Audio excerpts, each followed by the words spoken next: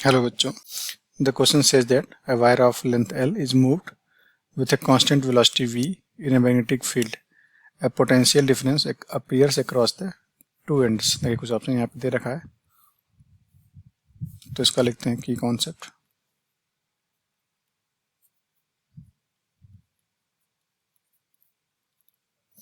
ये हो जाएगा EMF induced in moving rod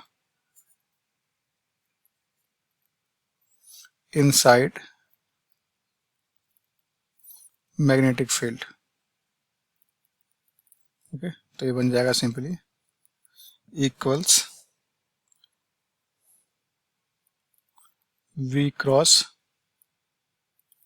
b to l. ठीक है, या फिर हम बोल सकते हैं वी बी साइन थीटा और इंटू एल. अब इसका डॉट प्रोडक्ट लेना है तो यहाँ लिख देंगे कॉस, कुछ कॉस फाई लिख देते हैं. थीटा यहाँ पे क्या है, वी और बी के बीच का एंगल है, और फाई जो है ये एंगल है वी क्रॉस बी और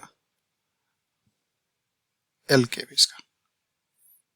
ठीक है, तो हम जब देखिए यहाँ पे ऑप्शन चेक करते हैं, जब यहाँ पे v पैरेलल टू b रहेगा तो यहाँ पे वी बी साइन थीटा में थीटा 0 आएगा. ठीक है, तो इस केस में इंड्यूस्ड ईएमएफ कितना आएगा, 0. तो b तो गलत हो गया. ठीक है, हम यहाँ लिख सकते हैं when v parallel to b then theta क्या हो जाएगा, 0. मतलब साइन थीटा भी कितना हो जाएगा, 0. तो इंड्यूस्ड ईएमएफ भी कितना आएगा, 0. ठीक है, तो इंड्यूस्ड ईएमएफ भी आया है 0. अब दूसरी बात करते हैं,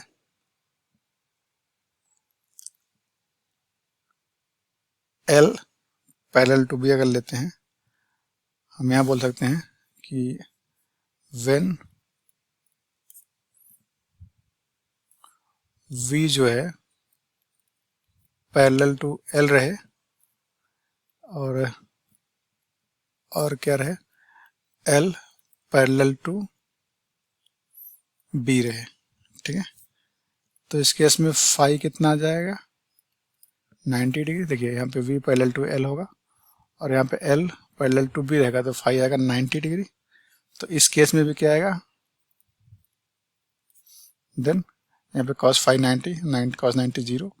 तो EMF कितना आएगा, 0. ठीक है, तो ये भी गलत हो गया.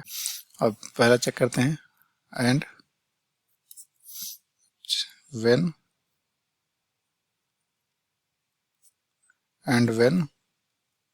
v parallel to L. देखिए जब वेलोसिटी और लेंथ के पैरेलल होगा देन क्या हो जाएगा, कोई भी एरिया शिफ्ट नहीं करेगा, then area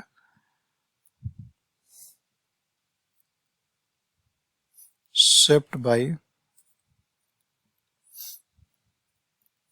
the rod will be 0. तो फाई आता है b डॉट ए, यहाँ पे a 0 है तो फाई आएगा 0. तो इंड्यूस्ड में भी आता है d phi by d t minus का आता है, तो जब फाई 0 तो e भी क्या हो जाएगा, 0.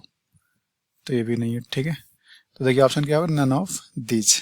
तो ऑप्शन होगा none of these. Hope you understood it well. All the best.